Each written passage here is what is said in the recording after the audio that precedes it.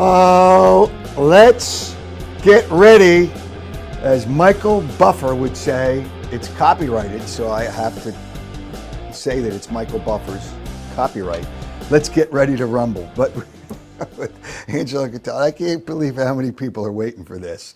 Well, we'll talk about a lot of things, I'm sure. But before we do that, as always, I want to welcome our great partners. Cut the Cord with Jason, Piazza Property Pros, and Westchester Audi. Cut the Cord with Jason, who offers an incredible service that will save you hundreds of dollars a month. He'll come out to your house, cut your cable off, set you up with less expensive internet service with streaming services, which include all the local and national channels. You'll get all your Philadelphia Pro games, and you'll have a second home down the shore that you can hook up for nothing, or anywhere you can hook up that home. Jason can set it up, and only one monthly TV bill for both houses. For more information and save lots of money, call Jason today, 215-801-5858. That's 215-801-58. Another great partner, Piazza Property Pros. It's your backyard and you're ready for summer, right? Well, maybe you're not ready. You want a little transformation? Piazza Outdoor and Pro Pool, that's Piazza Property Pros, bringing their expertise directly to you, whether you're dreaming of a new in-ground pool or a pool renovation. They have got you covered. Piazza Property Pros. Over 25 years of experience, they specialize in turning your property vision into reality. Top-notch craftsmanship, unmatched customer service.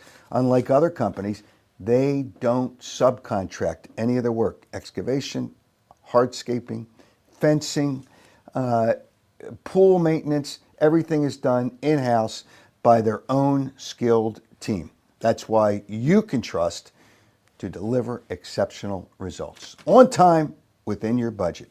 You can call Piazza Property Pros at 610-566-2608 to schedule your free consultation, or visit them on the internet, piazzaoutdoor.com, to learn more. Don't wait. Make your backyard an oasis. And also Westchester Audi, or Audi of Westchester, whichever way you want to put it. Now, with the tariffs in, it's a problem for everybody, but they have vehicles while supplies last where there are no tariffs on all in-stock vehicles. Since Audi Westchester is part of the mainline automotive group, you'll have access to the largest selection of new and pre-owned Audi vehicles in the tri-state area. Stop by Audi Westchester. I actually might stop by this afternoon, this being Saturday. See all their the new facility located at 1421 Wilmington Pike. Fun people, nice people, fun experience. Don't wait right now. No tariffs on all in-stock vehicles while supplies last. AudiWestchester.com. That's AudiWestchester.com. All right, let's invite our guest in this morning. You know what? People didn't believe that we could do this, but we're going to do this. Angelo Cataldi. Angelo, welcome. Welcome to the show. I'm sure there'll be some things that I think back to the things that you did to me and maybe the things that I did to you, but we'll get it all out there. We'll get it all out there. Hey, thanks for joining me. Do you miss, the first thing that people want to know, what you're doing, and do you miss being on the radio? Yeah, unlike you, Howard, this is still a ton of fun, and it's obvious you love it. No, I don't miss it. I haven't missed it since the day I left, and I just changed my focus. I wrote my book, and then after I wrote the memoir, I had a little bumpy ride, and I talked to Dr. Joe Fish, a guy I know you know, and he got my brain reset, and now I hang with my grandkids most of the time, and I walk the dog, and I do whatever I want to do, and I don't do anything that requires payment, because then it's like a job. And frankly, it's awesome. But I respect the fact that you're still going strong and still loving it. God bless you. You know, Howard, nothing will ever stop you. I know. You know what? It's I was close to 4 decades at that radio station. I was the beginning of the purge, I guess we'll call it, with that company, and which was Odyssey. It started with me, and then there was a whole lot of others after that. But it's radio is not the same anymore, and podcasting, and you've done podcasts, is a different world, and that's what people listen to nowadays. Audi told me that the new vehicles aren't even going to have AM frequencies in their cars. And there's a company that, and I've mentioned this before, it's Cumulus, turned off 21 of their radio stations because they can't make money anymore. It's amazing. But so here's the thing: we were both there a long time. You were there, what, 35 years? Right. I was there close to 4 decades. And I just make it clear that I started there before you did because I started it. So I just wanted to make that clear. No, I'm kidding. Well, I don't even give a damn. Whatever. If I offend you, I offend you. And you offend me, you offend me. But can you think of things, and I'm going to get right to the meat of the product. By the way, if anybody wants to talk to Angelo, feel free. And we sent out the link and you can join in. What is it that you didn't like about me? You know, Howard, first of all, let me tell you what I did like about you, because without you, there was no Sports Radio WIP, and we wouldn't have known what to do. You were first. You were the pioneer, right? I've always bowed to you in that sense, and I've always said, you know, Howard set the standard of what we tried for. Be provocative, be entertaining, be funny. All those things that you were doing before there was a sports radio station anywhere, that was this recipe for success. So without what you had done, WIP sports radio would not have been nearly as successful because you showed us how to do it. So I'll give you, that's more important than any of the feuds we had over the years. The thing that bothered me the most, and will always bother me, was the last 10 years or so. I don't know. Well, you were doing excellent work, as I said all the time, on the sideline. I thought you were the best sideline reporter I ever heard. You just became too pro Eagle for my taste. You really, you know, I felt you felt a real bond with them, or the people you knew. You knew them very personally. I did not. And I felt I wanted to hear more of your bombast directed at the Eagles. And that's my biggest hang up, that when a thing would erupt, Howard would be there to defend the Eagles. And it was like, well, yeah, there's times when you should, but let them have it, Howard. You are killing the Phillies and you are killing the Sixers as they deserved. And you kind of, with the Eagles, you pulled a few punches. All right. Well, the Phillies, it was easy because Charlie Manuel was there, and I don't think either one of us. Now I get along great with Charlie, but neither one of us liked him. But let me get to the Eagles. You have no idea how much heat I took from the Eagles. And one person, I should identify the person so it's made clear, actually threatened me with something because of something I said. But that was more recent. But the reality, back in the day, I tried to be fair. I did try to be fair. Whatever the case, see, here's where we differed. Andy Reid was and is a great coach. And you didn't like the guy.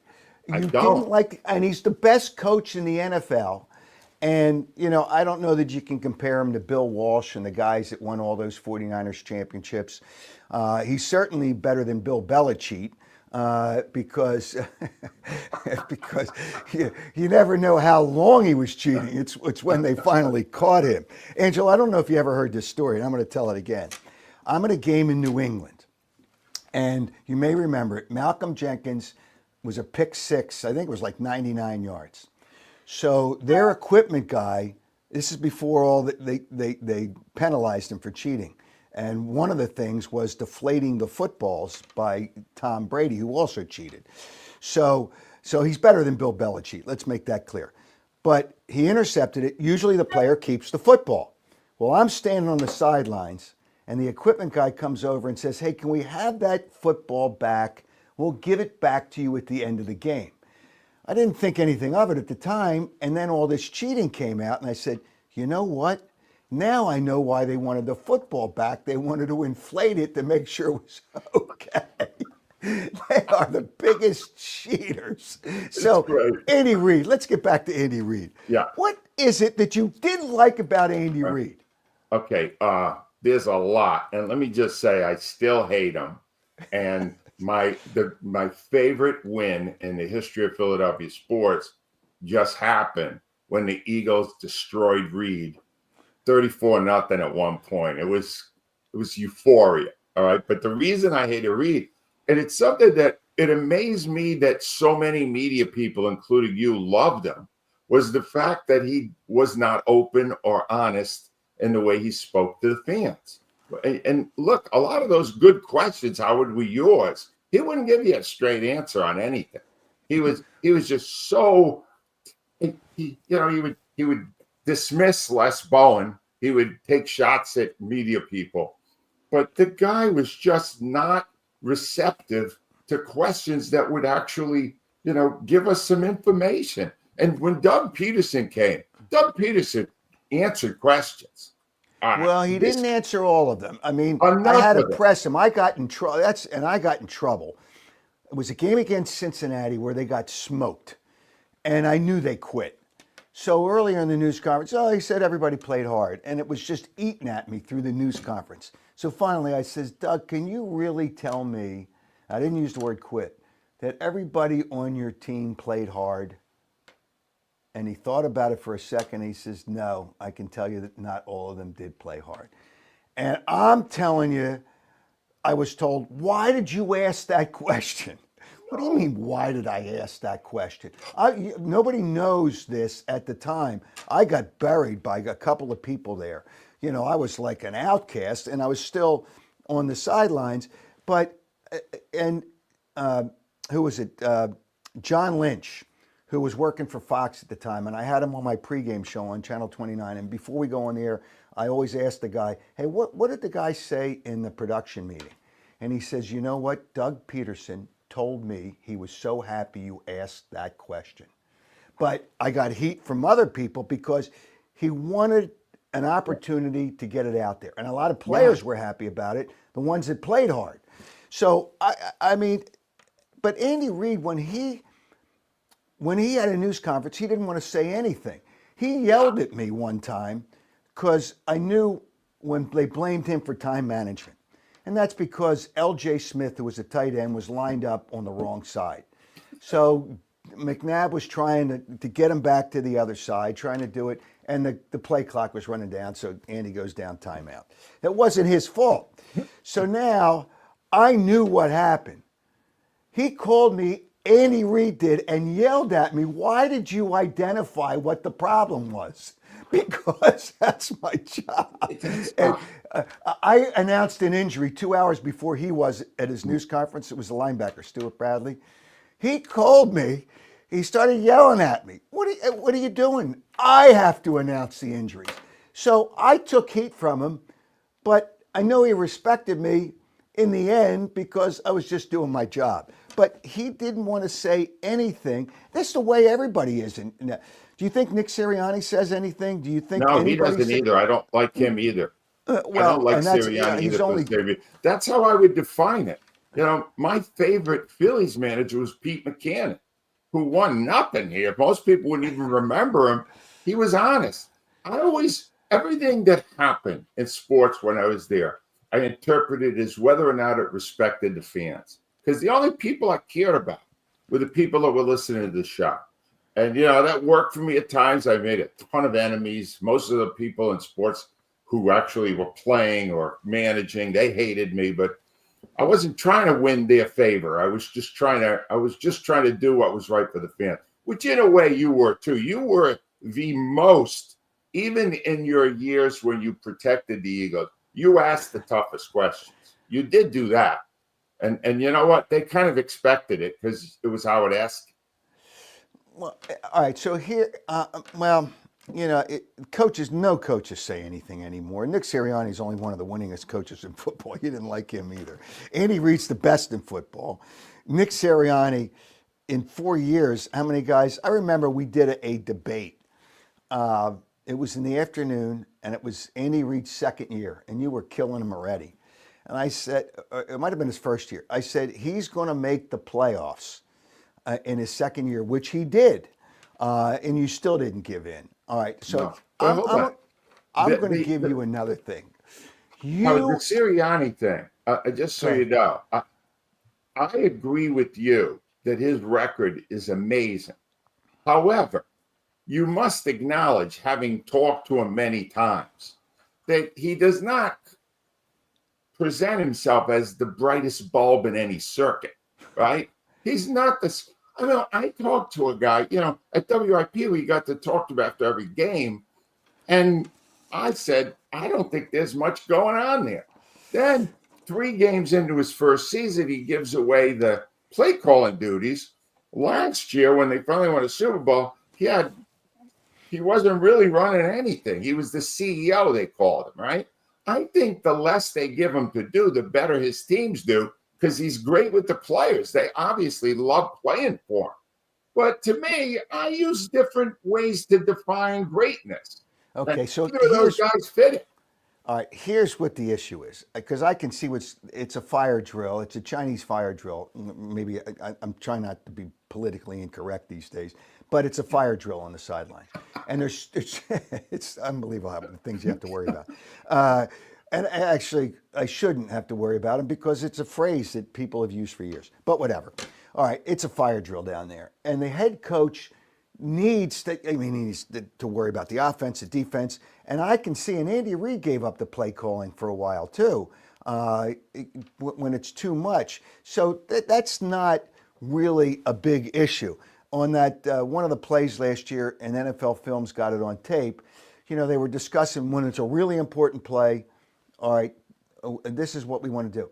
And he thinks about, yeah, let's do it. So he makes the decision. All right, but here's the reality of these things, and this is where I'm going to come after you. I've talked to Nick Sirianni after news conferences, and he knows if he shares things, I'm just trying to get clarification. If he shares things, I'm not going to specifically dime him out, but I'm just going to get background and understand what's going on. But I talked to him, and I don't know that anybody at WIP really, the people that are the hosts, really talk to anybody to understand and know. Nick Sirianni is smart. He's very creative. The players respect him. I mean, the flowers, he was buried for the flower line. But he talked about growing, so he got their attention. He used a Peyton Manning skit on Saturday Night Live in one of the meetings. I still look at it today, and I want to play it on one of these shows. And I still laugh. And it was 18 years ago when he was throwing footballs and knocking down kids, and he did it during a meeting. You got to get to know him. I invited you one time to have lunch with Andy Reid. It would have been just you and him to talk it out in their private dining room. And you didn't show up. No. I did have lunch with him once, the year he came here, with Sal Palantonio at Dante and Luigi's. Mm-hmm. And before they served the main course, I realized I wasn't going to get anything out of him even then. And he was just taking over. And he was just not a guy that served the media, which is a conduit to the fans. So it wasn't going to work, all right? And I wasn't going to apologize to him or anyone for anything I said, because that was my job. I didn't care if Andy Reid liked me. I didn't care if any of those guys. You just wanted to bury people. That's all you wanted to do, is just bury people. Yes, because I represented in my mind, the voice of the fan. And I reacted to everything I watched the way a fan did. Now, I had the opportunity to talk to some of the players when they came on the show, but I didn't seek them out, because the more I did that for 20 years when I was a newspaper guy. and they try to work you. They try to politic you. I didn't want to hear that. I didn't want, I made one mistake in all those years. I did befriend Pat Croce, right? Who? I pulled every punch with Pat when he was the president of the Sixers. Oh, Every punch I pulled because I liked him. He was and I went, I don't want to do that. I want to come on the air all guns are blazing. I want to do what Eskin did when I was still in newspapers, listen to you trash people. That to me was Philadelphia sports radio. Well, you know what? Rich Kotite, who was a stone cold idiot. Oh. And I trashed him, but then I needed his help because he had cancer at one time with somebody that had cancer, the guy that owned bookbinders, Albert Taxon. Yeah. And I needed him to talk to Albert to try to get him through some certain things. And he understood. So, but I go up to him when I criticize people, trash them, call it whatever you want. I make sure I go down there. The guy that had no guts to say anything to me was Alshon Jeffrey. And on the show with you, I dimed him out as the source. And I got heat for that. I got heat for that. Everybody knew it, but I was the only one that had the balls to say something. Yes. So, and made sure I was there the next day. Mitch Williams wanted to kick my ass when I said they shouldn't give him a contract, which I was right. In the second year of that contract, he lost his fastball. I can go down the line. Jim Fregosi, who was a bad guy anyway. So, so I can go down the list of people. John Kruk wanted to kick my ass one time too, but with Mitch, he said, I want to kick your ass. I said, let's step outside. And I told him, I knew I was going to get my ass kicked, but let's step outside. Oh no, you're just going to make a lot of money. I says, then shut, the bleep up. And then 2 days later, he lost. He blew a lead in the ninth inning. And he said to Dave Hollins came up, he says, boy, Mitch knows you're going to kill him now. But I wasn't afraid. Tug McGraw.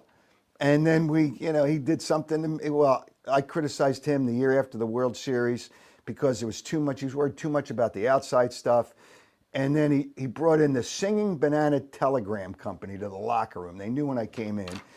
And they sang to me, Howard, we really love you. And then I got a banana cream pie in the face from Doug McGraw. So, and then we sorted it out and we became good friends. And now Tim McGraw knows me because his father, he said, always used to say nice things about me, which I can't believe that. But you got to face them. You got to, you can't be a hit and run driver.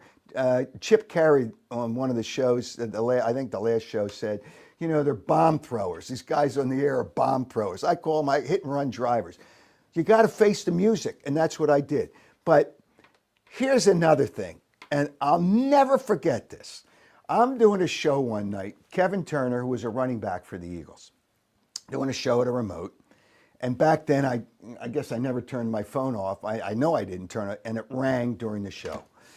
So during the break, I checked it out. I came back. I said, "Oh, it was a guy from the Secret Service who were coming in to kind of scope things for Bill Clinton, who I've met 3 times. I've had dinner with him twice, and he always remembered.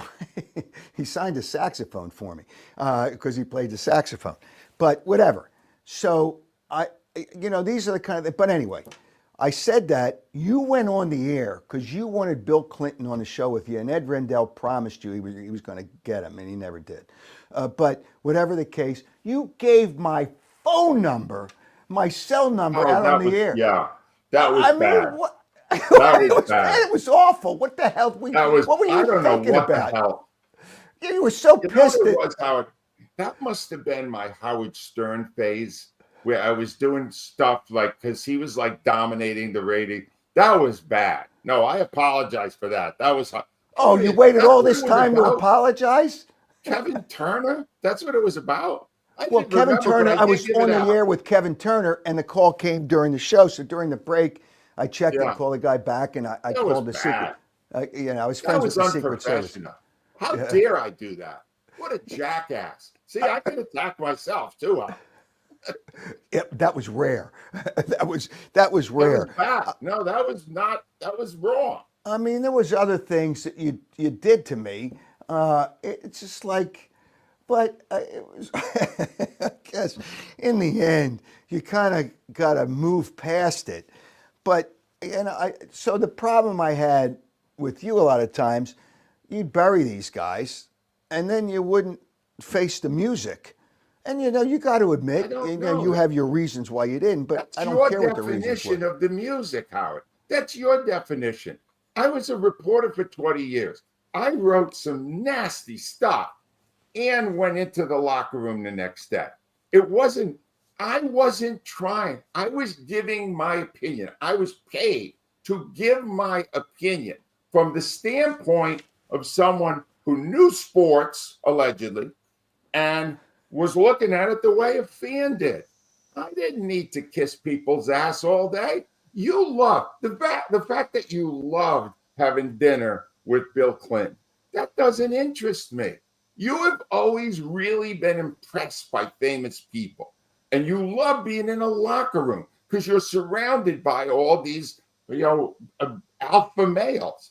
I don't care about that stuff. I never did. I didn't define it, didn't define the way I did my job. I did 33 years successfully without facing this music you're talking about. I didn't care about that. In my book, I talked about Bob McCarron. Remember the old coach of the Yes. Flyers? He attacked me, physically attacked me, and would have throttled me if not Tim Kerr, and the biggest guy in the Flyers back then, grabbed his coach and held him back. Ray Ellis in the locker with the Eagles came after me. Greg Garrity got in between. It's not like I didn't face that. In my job as a radio guy, I was just there to give my opinion.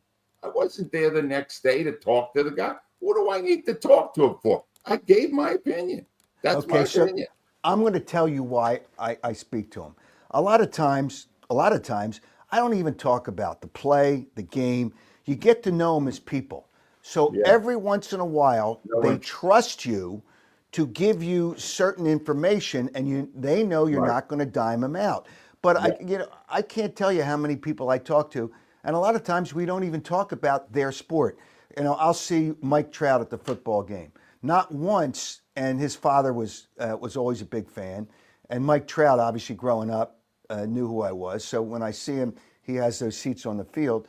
Never ever talk to him about baseball. The one time when people wanted to come to Philadelphia, I said something to him and he just gave me a face. I knew he didn't want to come here because it's too hectic when you come to your hometown. But whatever the case. So I never talked about baseball because he talks about baseball with everybody. So one of these days I'm going to have him on the podcast because and I'll tell you, he's more responsive to text messages almost than any athlete. I'll text them sometimes after a game. Now their manager won't let them use their phones. I don't think he'll let them use their phones in the locker room. But he got back to me almost right away. I mean, but whatever the case may be. But I would never talk to him about his sport. So that's what Yeah. I try to do. Well, I don't. I I know you don't don't. believe in that. All right. If I looked in your phone right now, I would probably be very impressed with the names in there, correct? 5,800 contacts in If there. you looked in my phone right now, it's mainly hoagie shops. All right. I'm not friends with any of these people. But Howard, away now. I'm away to you. I don't really have friends. I don't seek out friends. They don't interest me. So we're different people. But you know what this proves? We did it two different ways, but it worked both ways. Didn't Okay. it work both ways? Yeah, I guess. Well, it did. I mean, both of us were successful, and that was a good thing. And it's just, we came before WFAN, but we weren't in New York. But we weren't full time before WFAN. They Yeah, said, well, they were first. No, they true. weren't. First of all, I did sports talk on an FM station well before those geniuses up in New York. But whatever the case, I want to talk. I think we have a caller, but there's specific guys that I want to ask you about and get your opinion because you haven't been on the radio to talk about them. Do we have that caller, PJ? Is No, but if you promote, people will probably. Oh, follow. okay. He was on, and I guess I just had so many questions for you. Yeah, if people want to ask Angelo a question, the link is up on the social media platforms. All right. Joel Embiid is a very talented player, but I think one of the all-time frauds as a winner, a guy that really wants to do the right things to win a championship. Your thoughts? And I would have traded him years ago, but people, oh, they, Yeah, how could you do that? What do you think about Joel Embiid? first of all, he really upsets me because he represents the process. He's the biggest prize you got from the process. And I had many a fight with your son, Spike, over this because Oh he is yeah. a process devotee. You know what it is? There's a bottom line to it, Howard. He's soft. He's a soft player. He really doesn't, he is not, you've seen the greatest players, right? The people Yep. who really, Bobby Clark, right? Mike Schmidt, say that these guys live to win. That isn't Embiid. Embiid does not live to win. Load management, right? In the days, in the earlier times that we were in media, the players wouldn't allow you to sit them when they were healthy. Yeah, it's bull. All right. I don't buy any of that. And he's a soft, he embodies to me what's wrong right now at the NBA, that he allows people to make him as soft as he is. And all he does is he's just an injury waiting to happen now. It's over. You realize now it's too late that they can't get anything for him now. It's over. Okay, well, here, and I'm going to talk about this later in the show too. Here's a guy that, first of all, he waits to have the surgery. And I don't think it's arthroscopic surgery, but I think it's worse than that, but they want the season ticket holders to buy their tickets. But I was told, because I got to know people, by a couple of the coaches, he plays for himself. He doesn't play hard, doesn't listen to the coach, and doesn't play for his teammates. And that's not a good thing. No. None of that works to win it. He won his MVP, which he was. Jokic was the MVP, let's be honest about it. And he won what he considers his championship because he didn't play for his home country of France, played for the United States so he could win a gold. Yep. And I was told that Steve Kerr chose him to be a nice guy, and then afterwards was unhappy that he chose him because he never listened to the coach. Right. But he got his gold medal. So he doesn't care anymore. He got his 4 more years at $62.5 million because that moron, Daryl Morey, signs him. What a fraud and a con man he is. Your thoughts on Daryl Morey? Well, here's the thing about Daryl Morey, and we got to see an incredible comparison.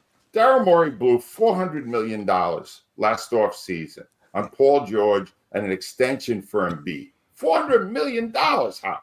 Meanwhile, Howie Roseman brought in Saquon Barkley. He signed Zach Bourne. All these moves he made, it's like every move worked. I guess except for the kid from the Jets, the pass rusher, Bryce Huff. But here's the thing, right? Daryl Morey, what did he ever win?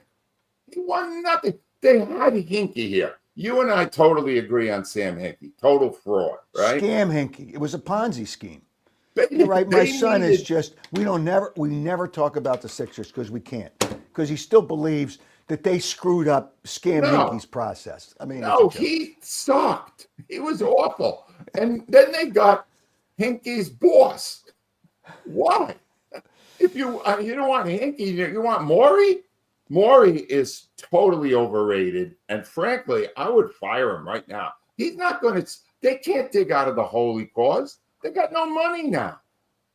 Well, he conned that losing owner into giving him a 3-year extension because the owner only cares about the football team. Oh, I'll take care of your basketball team. All right, that's great. I got to address something that I think was a joke, and these guys lived off of what you did for them. The Dirty 30, and nobody even knows what the Dirty 30 is anymore. A bunch of losers. Some smart guys in that group, but together because terrible. you go up to the draft and you boo. Ricky Williams wasn't even the first running back taken that year because he wasn't the best this is the guy. problem. You never got to really know those people. You were busy kissing ass with all the players. And those people, do you know the first Sunday after I was retired, I had over my house Arsenani, Kenny from the 30-30, Eagle Shirley, right? I brought all the people in because those people I actually did get to know. And yeah, we mixed in a few drunks. I'm not going to lie to you. There are a few people that were of dubious repute, but those were the fans of the Eagles. You know that. When you're on the sideline, you see them. You've Yeah, but you seen were the them. Pied Piper. You got those people to go up to New York and you convinced them to boo if it wasn't going to be Ricky Williams. Oh, wait a And the minute. mayor at that time, it was Ed Ed Rendell the Rendell. mayor at that time? Ed Rendell. Yeah, okay. It was You his know, he was idea, Howard. clueless too about football. But understand something. And Ed Rendell, who, by the way, I still see from time to time. Here's the thing. Ed Rendell calls the shot and goes, "We got to get Ricky Williams." So I was pretty much doing whatever the mayor wanted. I wanted to, ingratiate myself to him. So I said, "Ed, what do we need to do?" He said, "I'll get you 30 tickets to the draft. We could rent the bus and bring these guys in." Well, when I opened it up on a show. I said, "Who wants to come with us to the draft? We're going to cheer when Ricky Williams gets." Well, some of the people that got onto the bus maybe hadn't had a full meal in a while, or maybe had whiskey for breakfast, whatever it was. But Howard, it was fun. Do you know how much fun that was? Well, yeah. Somebody has a comment here. Did you ever call out Tyrese Maxey? Call them out? Yeah, or he called No, you out. Did Maxey called you out? no, I know So Sirianni that guy did. doesn't know what he's talking about. Okay. Most of the cuts. Uh, I don't think Maxie called me out, but he might have. He might have mind. You know what, Howard? You taught me this. If they're talking about you, that's good for ratings. That's good for business, right? well, yeah, but I think you can inform and entertain. I think you can do both.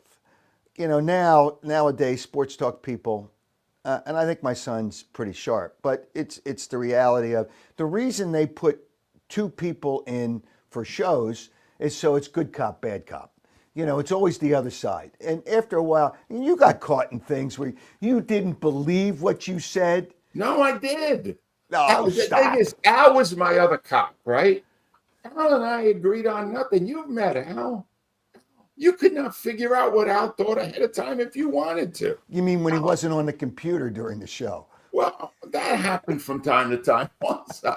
But it was how the whole thing was, let's be honest, this is the way I look at my 33 years at WIP full time. I got paid a lot of money to have fun. Wow.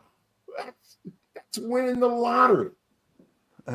Well, yeah, and we had fun. All right, so now, so the Dirty 30, would you admit there's a bunch of losers in the Dirty 30? You're No, not go- that is the fan base of the Philadelphia Eagles, and I love every one of them. Even Okay. Will of God. All I'm those not going other to identify which ones were the losers, but I think they there were was some. not losers when the Eagles were winning.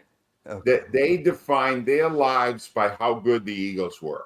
Okay. So most people now don't even know what the Dirty 30 is, but they call, I always remember the Dirty 30. Who cares? All right. So now let's get to Charlie Manuel. Here's one thing that we both agreed on. Uh, Your thoughts on Charlie Manuel as a manager, as a person, he's a good guy, as a manager. right. Charlie Manuel is a god in that town because he won a championship. He should have won three. Right? And look, I work with Ruben Amaro Jr., who would probably not publicly admit this now, but Ruben Amaro Jr., who was the GM of those teams after Pat Gillick retired, he thought they should have won. 2011, man, they had the best team in baseball, 2011, right? '09, when they lost to the Yankees, they should have won that. Hamels should have pitched game 6, not Pedro Martinez. The Charlie Manuel is the same way that Rob Thompson is now. If you had to make a decision in the moment, he'd be afraid to make it. He didn't have the guts to make the tough decision. And the players loved him. He was a lousy manager. I don't care if he won a championship. He had a great team. He was a bad manager. Well, he was bad. He was. That's why Jimmy Williams wanted more money, because Jimmy Williams really managed that team. Yeah. He was his bench coach. Yes. But Charlie, I'll never forget the moment. And now we kid about it. You know, his line to me. I said, "Drop you right now." And I said, "Why don't you grow up?" He says, "I've been growed up." That was after my meeting with him in his office. It was three stages. It was the news conference, and I just saw Lou Piniella air out his team with the Cubs, and the Phillies got off to a horrible start. I says, "Don't you think you should be tougher with these guys?" And he says to me, "You don't think I'm tough enough? Why don't you step into my office?" So, and in the office there was Milt Thompson and Dave Lopes, two coaches, the PR guy, myself, and Charlie Manuel. So I'll never forget this. He says, "You've been killing me for 3 years." And that was only the start of the third year. So I had to think really quick. I said, "You've been here 3 years?" And he went ballistic. He came around the desk and Milt Thompson grabbed him. I says, I've had enough. We were talking for a while and yelling at each other. I says, "You got to yell at those guys in the locker room, not me." So I walked out. So he's walking out of the locker room, and I'm there waiting for Freddie Garcia, another wonderful pitcher the Phillies had, by his locker. And he walks by, and he looks at me. He says, "I should drop you right now." And he said, as I said, "Why don't you grow up?" He said, "I've been grown up." It's just, but now we laugh about it and we kid about it. But Charlie's a legend because he won a World Series, but he wasn't a good manager. The thing you have to do, and you don't like Rob Thompson, I take it then either, right? No, I don't like Rob Thompson. Howard, I'm watching the first game of the playoffs.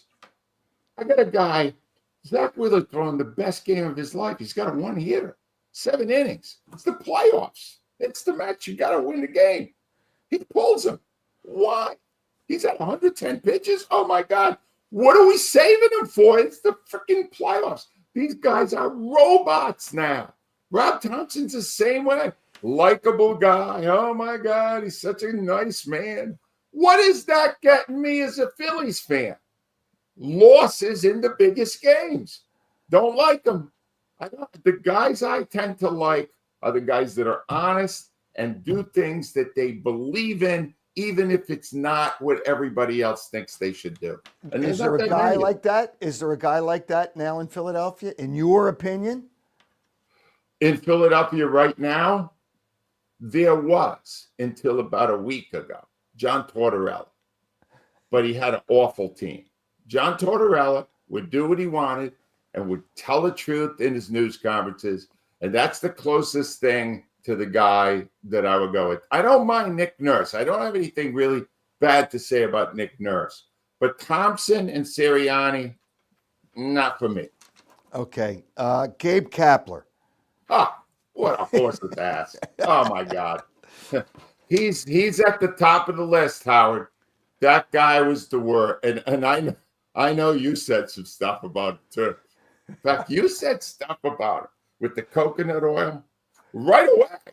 Right? Didn't you ask him at one of the very first news conferences about how he used coconut oil? Well, yeah, I think that is on YouTube somewhere. That in first news conference, and John Middleton, after the news conference, really came after me. And he says, "Why did you have to ask that question?" Well, I waded deep into the news conference. He wrote a blog and he talked about, well, I'll say it. He talked about using coconut oil for men to masturbate, and how you should sun your testicles because that's where you get the vitamin D better.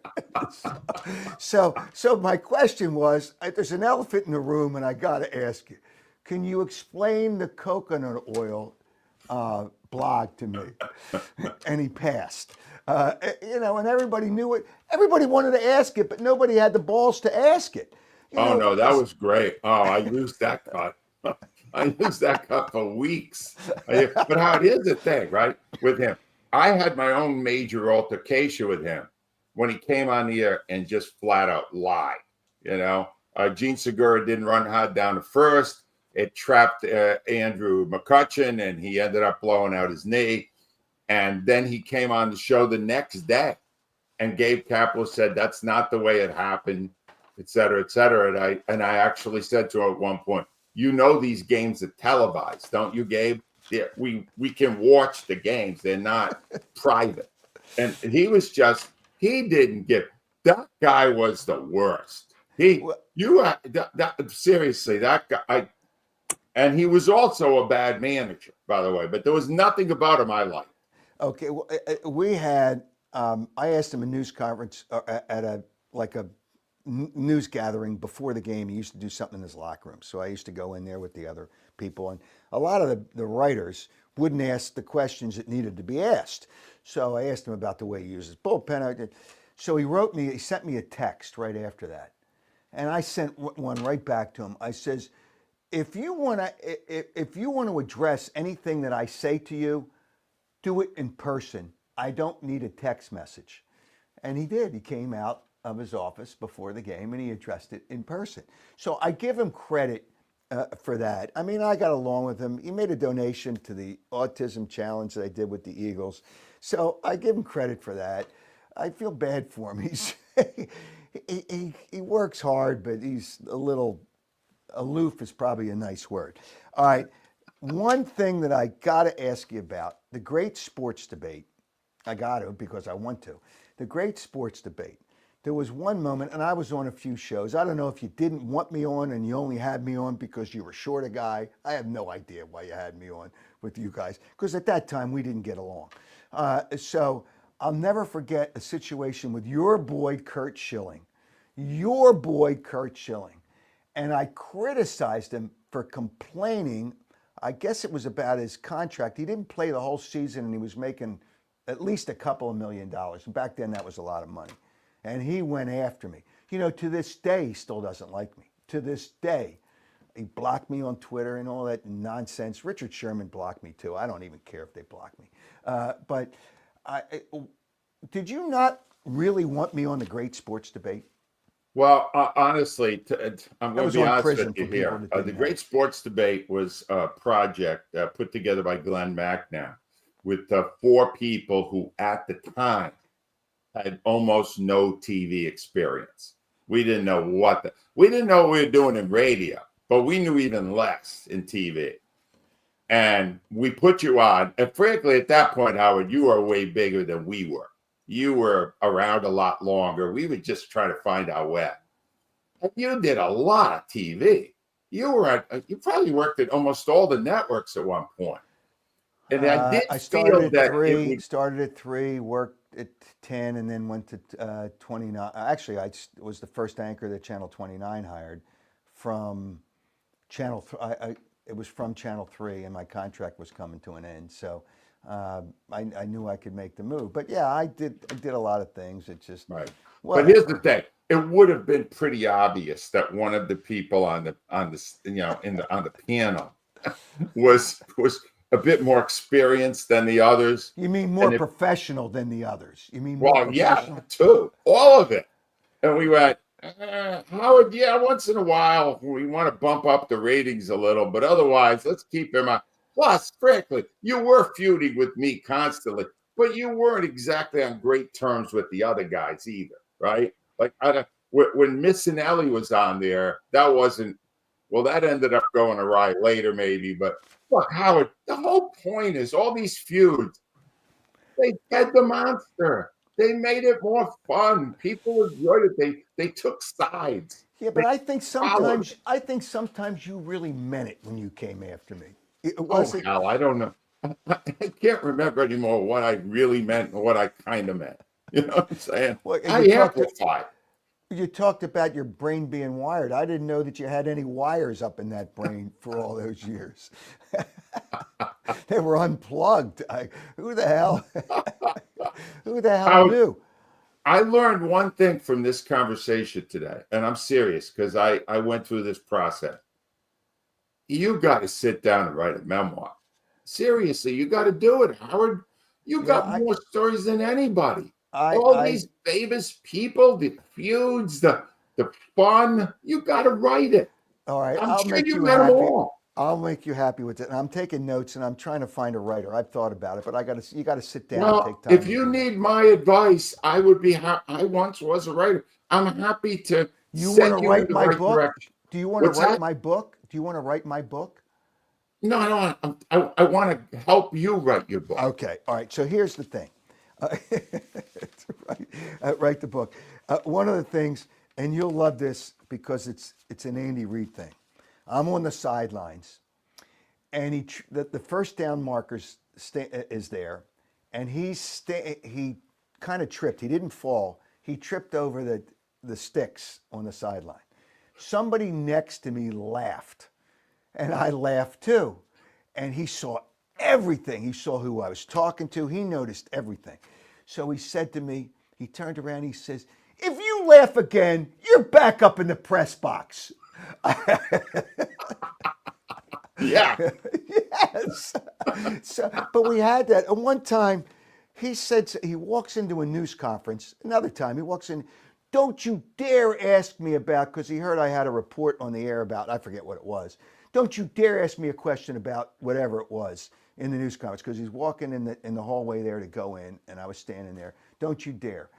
And then after the news conference, I walked into his office. I says, "What?" It was something in the game where they were wearing those stupid uniforms with the blue and the yellow, whatever. And I remember that game. And I walked into his office. I says, "What are you doing?" I says, "I'm only trying to get it right, and you're all over me for that bullshit." And I said to him, I says, "You got to let me do what I do because I'm trying to keep it real and straight and honest." And we had a little conversation, and then afterwards it was okay. It's like Boa would yell at me in the locker room, and 30 seconds later we're laughing. I mean, that's just the way it is because I would address the I would address the people. I'm Well, that's a telling you. good book. The whole chapter on all the stuff that happened when you were on the sidelines. Great chapter. Lots of good stuff. Oh, I I was can told. see the book now, Howard. I can see it. I know. It's just what my title was going to be. Never had a bad day. Yeah. But now I can't completely say that, but the way I Yeah. say it is, never had a bad day, but had some bad moments. Yeah. So as long as the moments are moments and not the days, the things that happened to me were unfair. Uh, everything that happened to me in the last year was unfair, totally, totally unfair and wrong what people did to me. But it's easy Well, let because I'm me a target. I'm a let me target. give my opinion on this, Howard, because here's what I learned, and here's why one of the reasons I left when I did. I got to the end of my tenure realizing that things I had said and done in the first 10 years would have gotten me fired immediately when in the last 5 years. And I was having a hard time judging where the line was. And when you reach that point and you've been so many years in it, and there's a cancel culture like there is today, you're better off sitting it out or doing what you're doing now on a podcast where you have more control and you could do it that way. To me, when you reach our age, you said earlier Chinese fire drill, right? And then you caught yourself and you went, "No, and that's not allowed anymore." The line keeps moving. And what was hilarious 10 years ago is inappropriate now. So I just think I'm glad you're still in the game because I know how much you love it. And I know how much people want to hear what you got to say. And I'm happy to come on here today to just see that you're still Howard Eskin. Because I said it before, Howard, we all have a debt to you.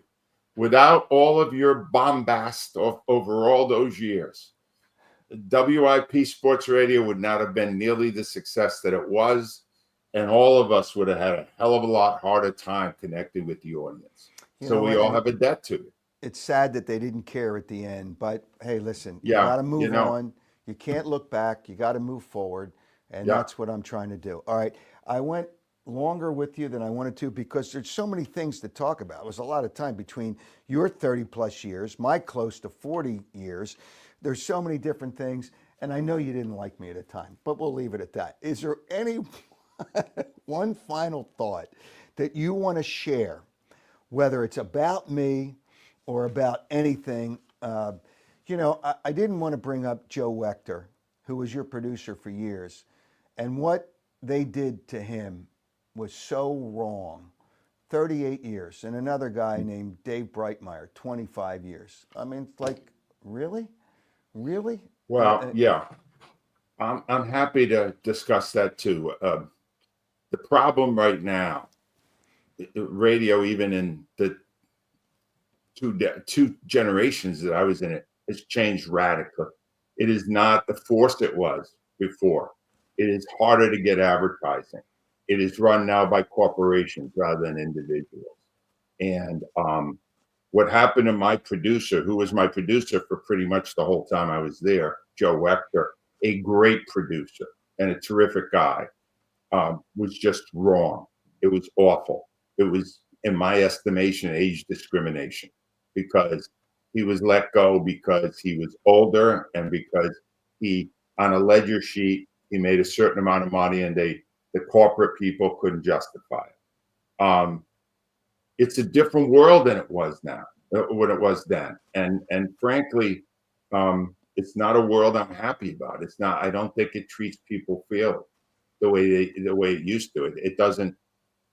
So many people now get caught because it's better for the company not to have to pay them. It's a money decision.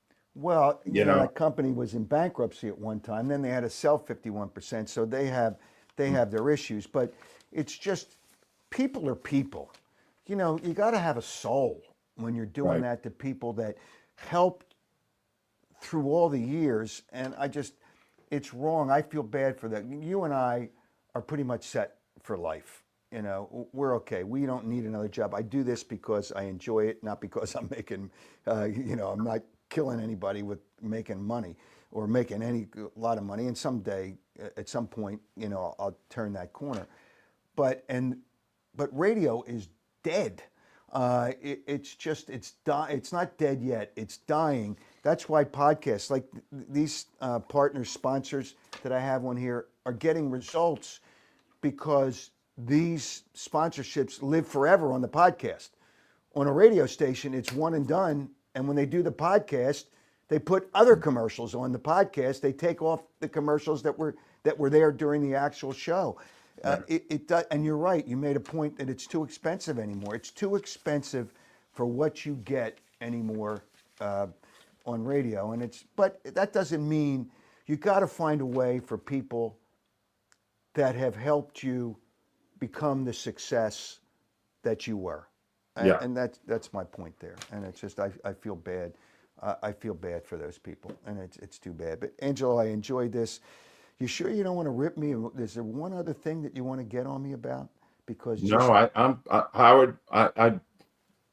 When you get to be my age, it's probably time to put aside all the feuds and just say, I hope you are successful, and more importantly, I hope you're happy doing this. Because when you reach our age, that's really all that should matter. When you get up in the day and go, what can I do today that makes me happy? And obviously this does for you. So I hope you do it for as long as you want. You know what? I will say this. When I do these podcasts, and even with you today, I have fun doing these podcasts. And that's the most fun I have during the week. I do them Wednesday nights at 7:30 live, Saturday mornings 8 o'clock live, because I go everywhere. I miss you on Saturday morning. I miss you. Well, they're not listening to the station anymore on Saturday morning. But so that's why I do it on Saturday morning. But I have more fun doing those two things than anything that I do during the week. And that, to me, it's all about, if you're not having fun, you're not trying hard enough. That's it. That's what I try to do. Yeah. That's the whole deal. That's what Dr. Fish taught me. Yeah. But hey, think about the book, Howard. Think about the book. You got a hell of a book in you. I talked to Charles Barkley a lot about having fun, and I can't go. And all these thoughts just keep on popping in my head. You don't like Charles Barkley because he doesn't like you. Am I correct with that? No, I like Charles Barkley as a broadcaster. I don't even remember what I didn't like about him as a player. It's a long time ago. Don't test me. My brain is old. Yeah, and it's not I wired. like them now. It's I not like wired. them now. You're not wired right. Angelo, I do. I mean, you know what? I guess I'm going to admit something. I had fun. I don't know why I would say that. Well, no, it was great. I enjoyed doing it, Howard. And anytime you need me, I'm here for you. And I wish you Okay. nothing but great success. Thanks, Angelo, and thanks, and have a great day. And say hello to your wife for Take me. care. All right. Sure See you will. later. All right. Take care. Angelo Cataldi. Um, yeah, I mean, I didn't plan to go that long, but there's so many things to discuss. And I have some more things. I'm going to touch on a few things, but before we leave you this morning or whenever you hear this. But I want to talk about our wonderful, sensational, wonderful is not a good word. Great is a good word. Our great sponsors and partners. And one of them is Piazza Property Pros. I'm telling you, they did some work for me on my pool. They're going to do some landscaping work. They do it all. Piazza Property Pros. Their expertise is unmatched. You want a new in-ground pool? They're there for you. You want pool renovation? They're there for you. They've got you covered. And the reason they are successful is because they have 25 years of experience and they have really good people. They specialize in turning your property vision into reality with top-notch craftsmanship, unmatched customer service. Unlike other companies, they don't subcontract their work, regardless of what it is, whether it's landscaping, whether it's pool renovation, whether it's building a pool, whatever it is, you can trust their skilled team because all their work is done in-house by their people. So you can trust them, all right? And within your budget. Here's a number to call.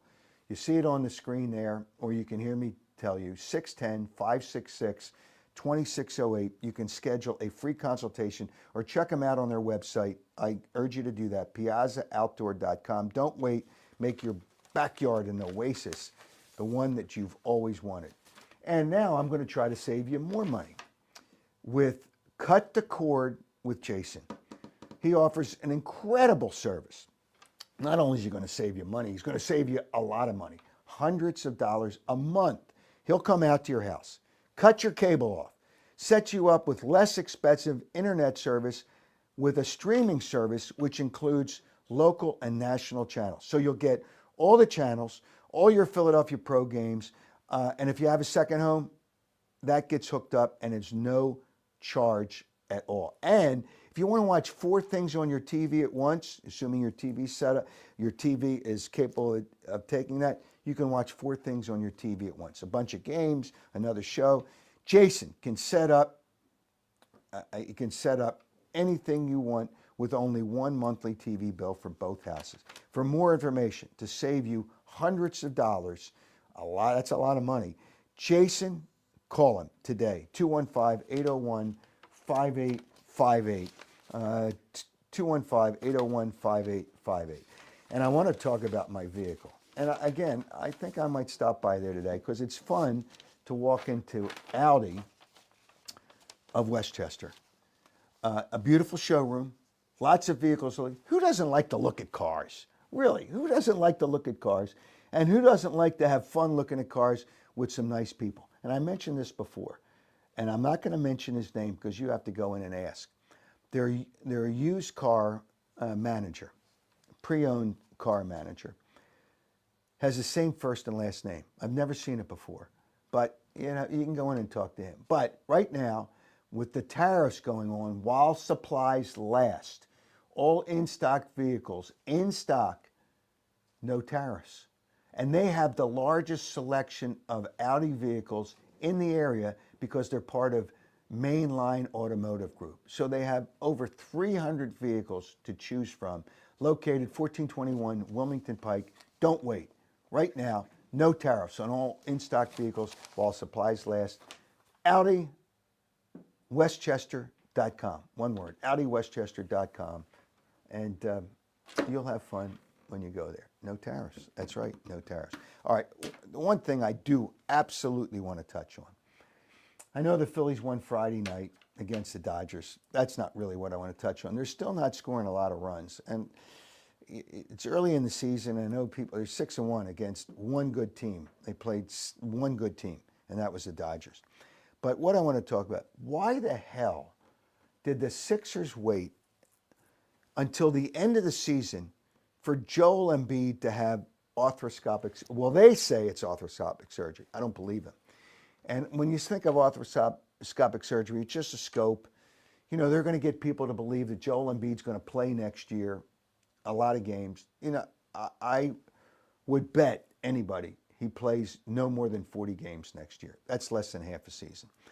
But I don't know that it's really arthroscopic surgery. That's why I never believed them. But what did they wait till the end of the season for? Once you knew he was done for the season, get it done. The Sixers organization, I'm going to tell you, they're going to try to make you believe that Joel Embiid's going to play a lot next season. All right. We, I think, had fun this morning. You can go to my website. If you have questions, you can go to my website, Howard Eskin, or you can put it on the social media, howardeskin.com. I had another prospective sponsor reach out to me this week and wants to be part of this program because people hear you on a podcast. They don't pay attention to you, unfortunately, anymore, or rarely. I shouldn't say it's rarely anymore they pay attention to you. You know, when you have their spots on a radio station. It's just, you know, somebody here says, I thought Joe Hector's departure was really quick and strange. No kidding. You can kind of see what they do. It's just, but whatever. You know, I try to touch on the comments here, and I do want to have people on the air, and we're going to, people probably sensitive to click in, and so, and we'll do that. We'll definitely do that in the future. All right, the next time we're on the air live, excuse me, I'm all choked up here, Wednesday night, 7:30. Thanks for being a part of the Howard Eskin Show, and you will be able to, if you missed any part of the show, get it on the stream on Twitter, Facebook, Instagram, and YouTube. And I urge you to subscribe to YouTube, and it'll let you know. I urge you to subscribe to YouTube, and you can pick up any of the shows on YouTube anytime you want. Have a great weekend if you're listening to me live. Whenever you're listening to me, have a great day and a better day tomorrow. Thanks for being a part of it, the Howard Eskin Show. Have a good day.